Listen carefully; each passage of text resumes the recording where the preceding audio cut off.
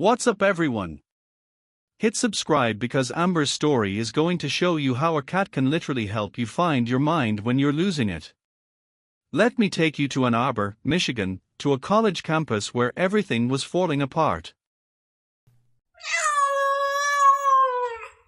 Amber was a junior at the University of Michigan, pre-med, with a 3.9 GPA and a future so bright everyone kept commenting on it.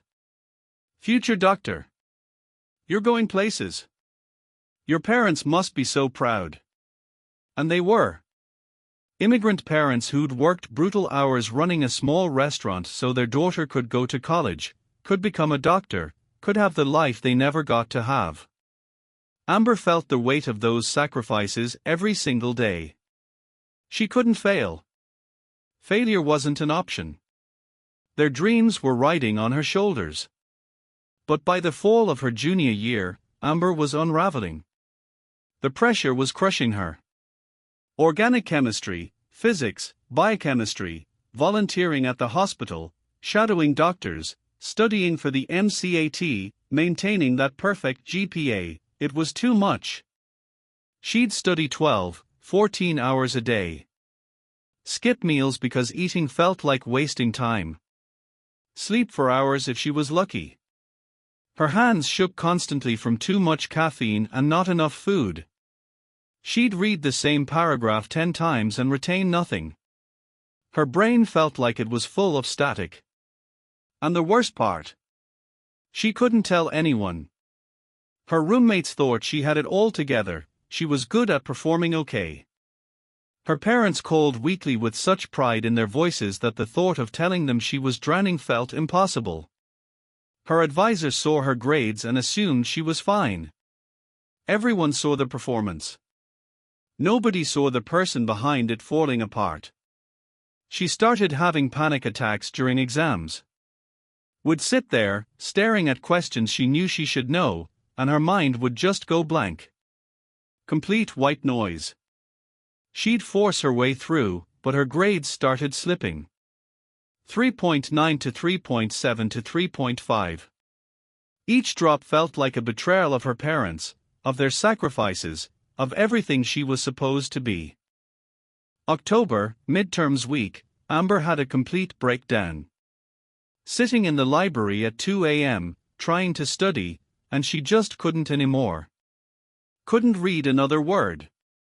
Couldn't memorize another formula.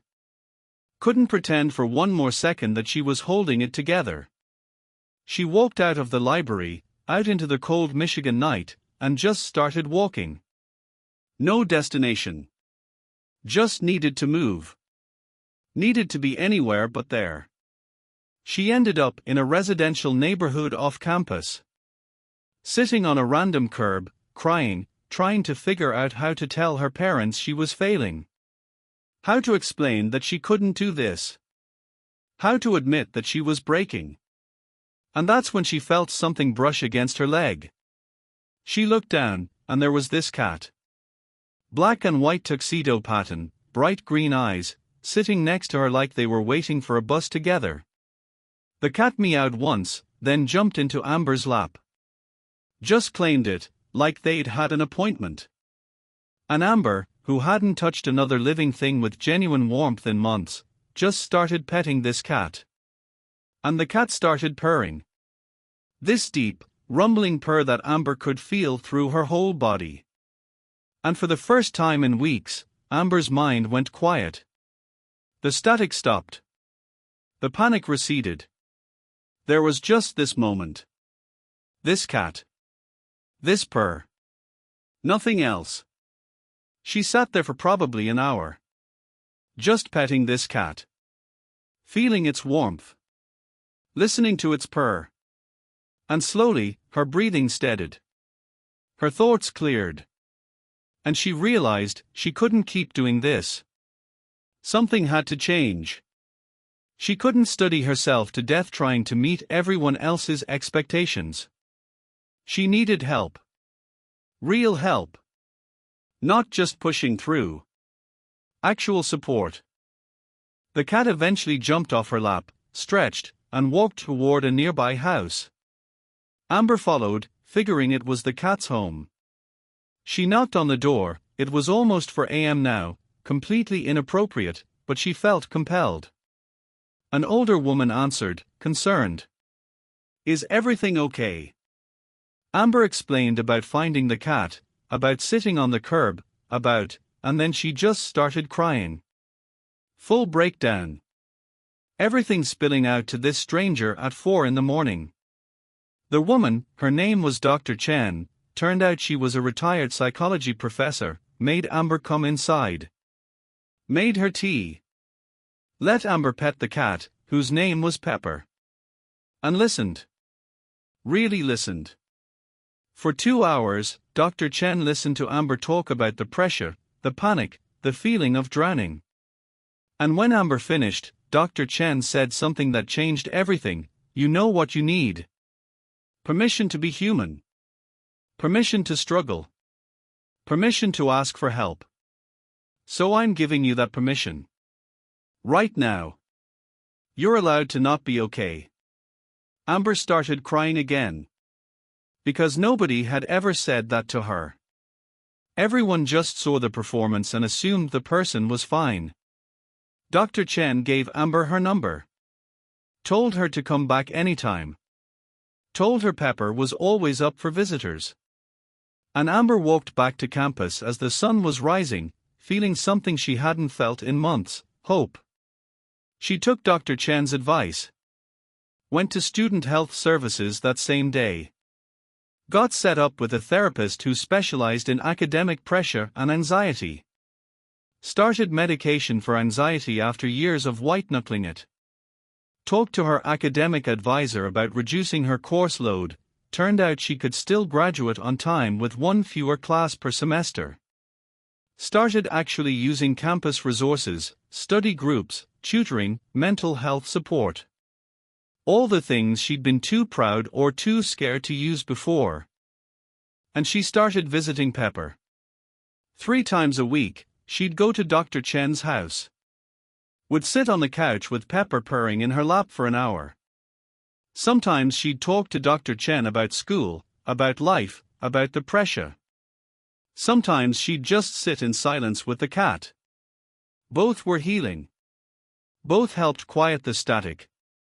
Here's what changed for Amber: she started studying differently.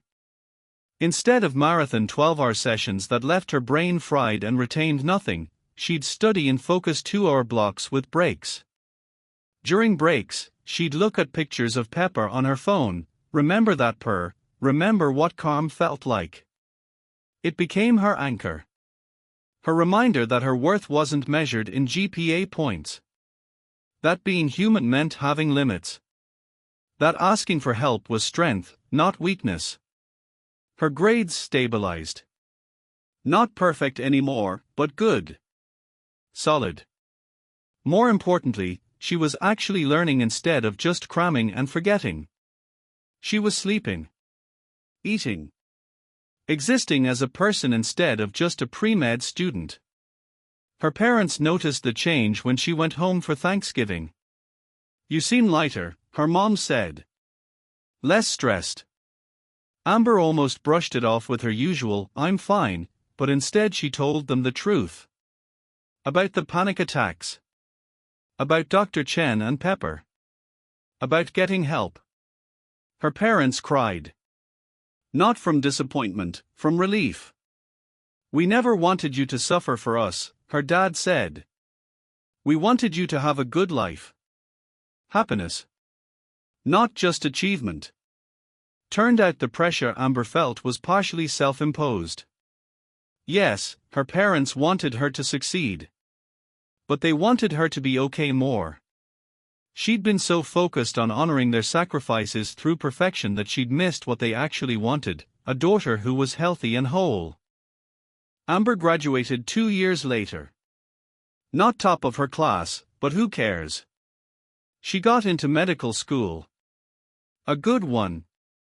And she's thriving there because she learned the lesson early: sustainable success requires taking care of yourself. Requires asking for help. Requires understanding that you're a human being, not a machine, and humans need rest and connection, and sometimes a cat purring in their lap to remember what peace feels like. She adopted her own cat first year of med school. Named him Pepper Jr., though she just calls him PJ. He sits on her desk while she studies, occasionally walking across her laptop when she's been working too long. He's her reset button. Her reminder to breathe. Her anchor when the pressure starts building again. Because the pressure never fully goes away, she's in medicine, it comes with the territory. But now she has tools. Has support. Has a cat who won't let her disappear into the spiral. Dr. Chen and Amber are still close. They have tea together whenever Amber's home from school. Original Pepper passed away last year, old age, peaceful, and Amber was there with Dr. Chen, holding her hand, both of them crying for this cat who'd saved a stranger's life by simply existing. By being present. By reminding Amber that sometimes the most important thing you can do is stop, breathe, and let yourself be comforted. Here's what Amber wants people to know, especially students, especially people grinding themselves down in pursuit of achievement: your GPA isn't your worth. Your achievements aren't your worth. You, as a person, are your worth. And you can't achieve anything if you destroy yourself getting there. Take breaks. Ask for help. Find your pepper, whatever that looks like for you. Because the goal isn't just to succeed. It's to succeed while staying human. While staying whole. And that requires kindness to yourself that nobody teaches you in school. So here's my question for you: what's your pepper? What helps you reset when the pressure gets too intense? What reminds you that you're human, with limits, and that's okay? Drop it in the comments because people need to hear this. Students especially need to hear this. The person grinding themselves into dust right now, convinced they have to be perfect, needs to know there's another way. Thanks for watching, everyone. Hit that like button if this resonated, subscribe for more stories about cats teaching us to be human, and tonight, check in with yourself. Are you being kind? Are you asking for help when you need it? Are you remembering that you're more than your achievements? Your cat knows you need breaks. Your cat knows rest isn't weakness. Your cat is right. Until next time, remember, permission granted. Permission to struggle, to rest, to be human. Mio for now.